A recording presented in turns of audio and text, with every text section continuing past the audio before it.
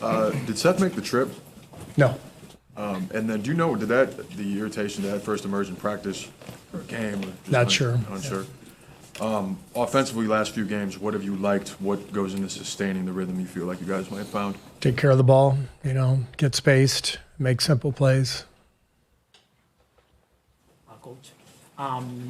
Lately, a few NBA coaches have been talking about how they learn from European coaches. In your case, is there any specific European coach that you learn from, or any defensive or offensive concept that you like? Not really. There's not any one particular coach or team. I think the trends kind of travel around the world now because of our access to seeing any game we want to see. So some of our coaches watch a lot of European games and, bring ideas to me. But we all watch NBA games. We're influenced by each other. But like I said, I think every league in the world influences each other.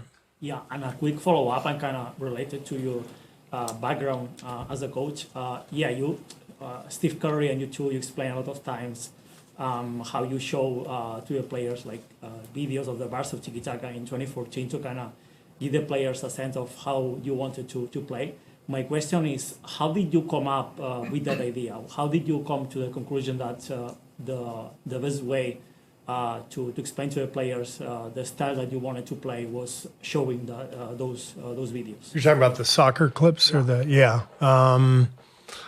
I think players like seeing other sports, and if you watch basketball clips every single day, you tend to get bored with that and do something a little different. Sometimes it's helpful, but I think there are a lot of connections between soccer and basketball, and just the way we wanted to play, ball movement, crisp passes. I was watching a game one day and realized there's a connection.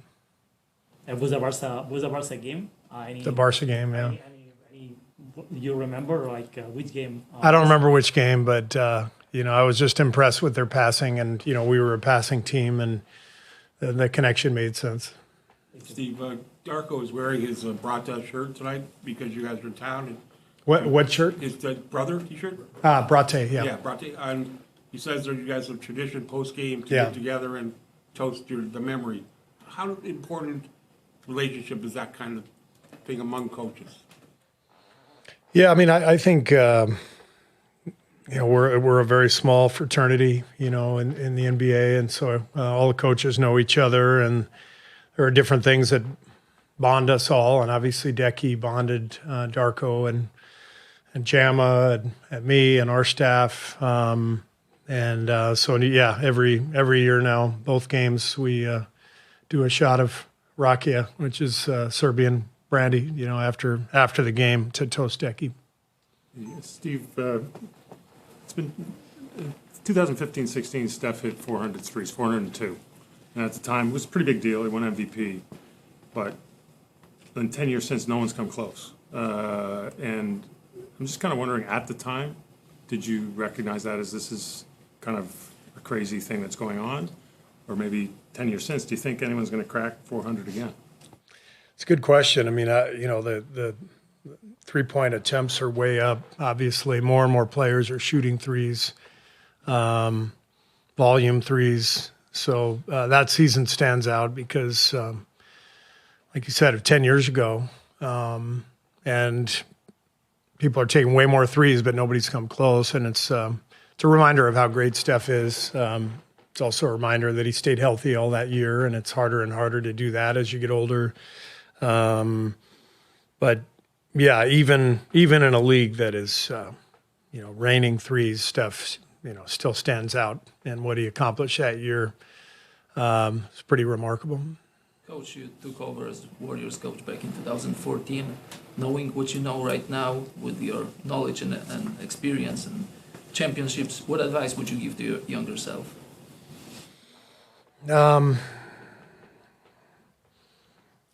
Just coach Steph Curry if you get a chance. Stay with that guy. That's I followed my own advice on that one. And it's a good question. I think,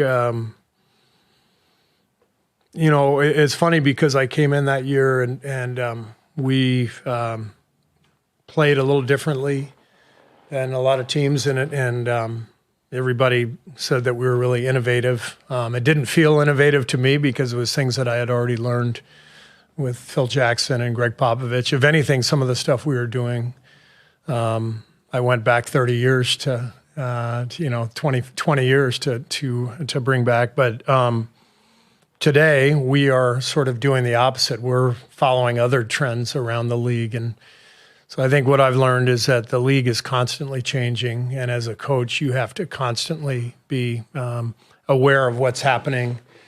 Best example of that is 2 years ago, you wouldn't have ever been able to convince me that we should crash on offensive rebounds. And now I know differently. And, it took our younger coaches to bring that suggestion to me. It took watching film. It took experimenting. 2 years ago, we crashed too much.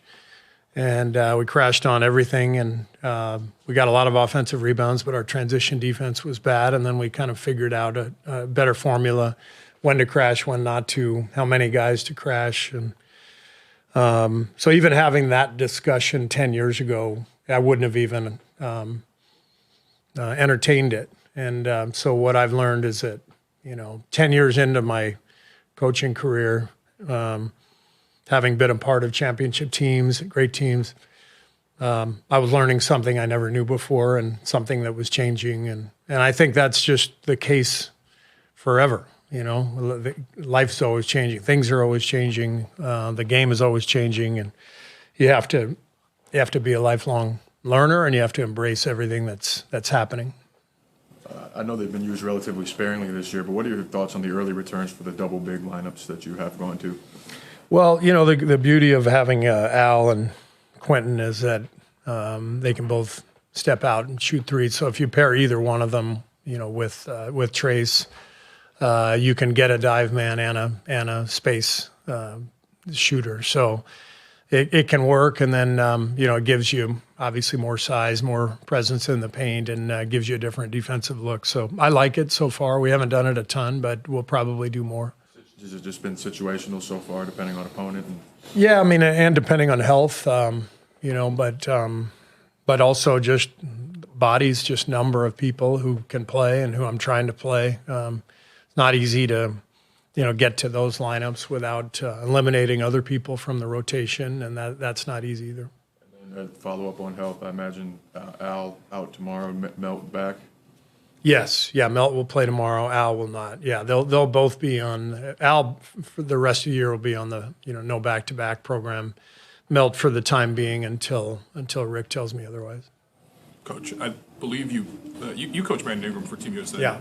Brief stretch there. What was your experience like with Brandon at that time, and what have you noticed about his time here in Toronto, scouting this game, for example? Well, I enjoyed coaching him. He did a great job for Team USA and handled things well. Those are always interesting tournaments, 7 weeks, and things can change quickly. And But he was a great guy to coach, very quiet, but a determined player and skilled. And I was happy for him to be traded here. It seems like he's really taken to the role here and to the team, and he's playing well.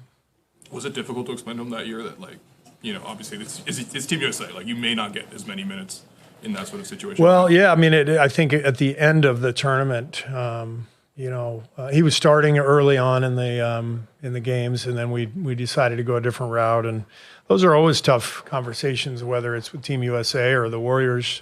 But there's always, circumstances that lead to tough decisions, and so those are hard conversations. But you have to have them, and you always hope that people handle them the way Brandon did. Hi, Coach. You guys have 3 games in the next 5 days, and this is your third last game of this year. It might be a little bit too early to ask, but what's your New Year resolution? What's the message to? What's your New Year's resolution? Oh, New Year's resolution. I don't do that. Yeah. Sorry to, yeah, I just, it's all a waste of time. Everybody quits their diet on January 3rd anyway, so.